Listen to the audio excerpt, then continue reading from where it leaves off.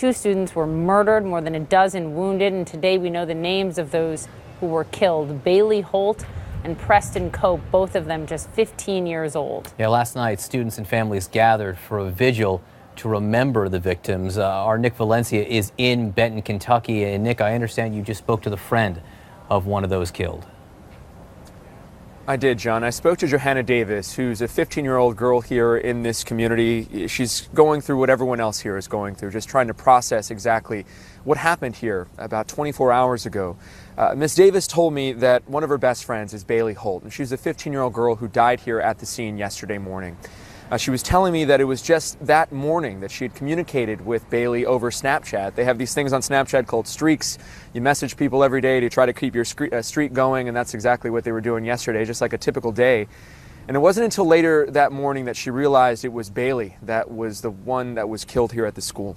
She described her as just a beautiful girl with a huge smile, an infectious personality, somebody that they had a lot of inside jokes. They talked about boys, talked about school, talked about music, something that you would expect any teenager to do. She's still processing the fact that she's never going to be able to do that again with her friend.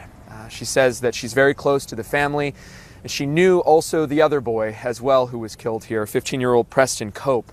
She described him as a great baseball player, somebody who loved the St. Louis Cardinals, somebody who was very quiet but had a quiet confidence about him.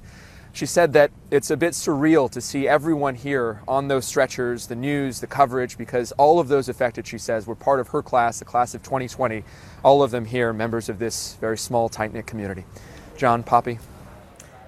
Two 15-year-olds dead, a 15-year-old who carried this gun into the school and carried out this atrocity, and so many questions remain as to why. Are police giving you any indication of any reasoning? I mean, there's no reasoning, but any motive here that he may have had? Yeah. Well, there's a lot of theories being floated around that he may have been bullied here. We haven't yet been able to confirm that, though, but that's something that Johanna Davis talked to me about. In fact, her sister is a student here and had just shown up at the school when the shooting happened. She was one of the students, hundreds of students that went running for their lives. That's something that they're talking about this morning amongst themselves, the young teens that were at this school, victims of this terrible tragedy.